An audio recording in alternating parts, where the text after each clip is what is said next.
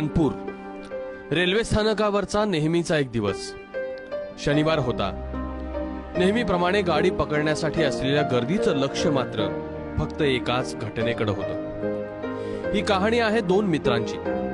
Railway स्थानकावरच्या हायटेन्शन वायरचा झटका बसला आणि एक माकड अर्धवट जळालेल्या अवस्थेत निपचित पडलं होतं. इलेक्ट्रिक पोल आणि ट्रॅकच्या मध्ये अशा अडचणीच्या ठिकाणी ते माकड अडकलं. सोबत असलेल्या त्या माकडाच्या मित्रानं त्याच्याकडे धाव घेतली.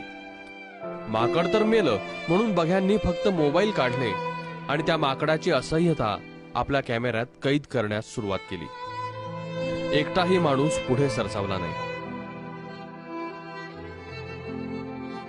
मदतीला कुणीच येत नाही हे पाहून अखेर मरकट मित्रानंच खटाटोप सुरू केले. बेशुद्धावस्थेत पडलेल्या मित्राला प्लॅटफॉर्म आणि इलेक्ट्रिक पोलच्या बेचकीतून वर काढणं त्याला जमत नव्हतं. अनेक वेळा त्याला अपयश आलं, मात्र या मित्रानं धीर सोडला नाही.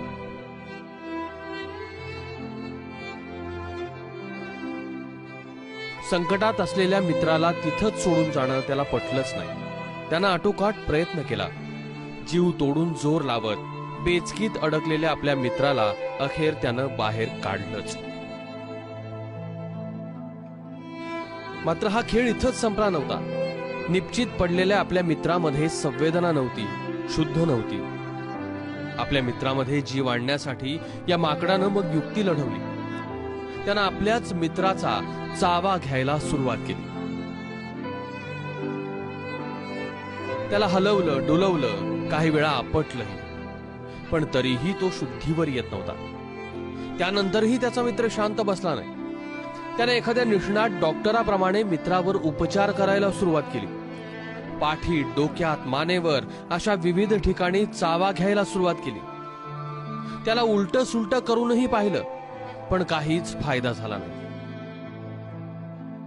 मित्राचा जीव वाचवणाऱ्या माकडाला या 3 आघाड्यांवर लढावं लागत होतं. कारण एकीकडे आपला मित्र मरणाच्या दारात होता, दुसरीकडे बघ्यांनी या माकडाला हुसकवण्यास सुरुवात केली होती, तर तिसरीकडे आजूबाजूने रेल्वे जात होत्या.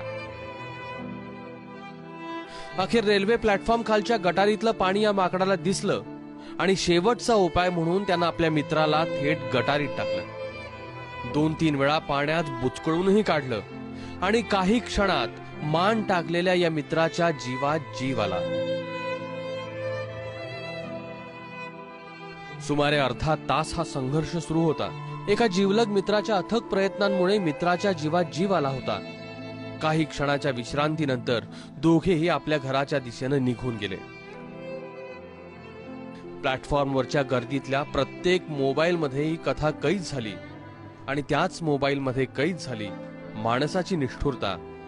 ब्युरो रिपोर्ट, ABP माझा.